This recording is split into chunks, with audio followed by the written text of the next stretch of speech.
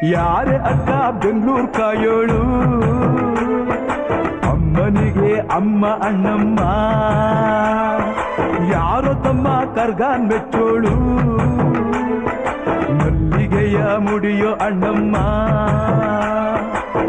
ಬರುತ್ತೀನೆಂದರೆ ಇಲ್ಲಿಗೆ ಬರೋ ತನಕ ಮೌನಿ, ಕೊಡುತ್ತೀನೆಂದರೆ ಹರಕೆ ಕೊಡೋ ತನಕ ಕೋಪಿ. ಆಡಿದ ಮಾತನ್ ಮೀದಿರೋ ಭಕ್ತರ ಇವಳಿಗೆ ಇಷ್ಟ ಇಷ್ಟ.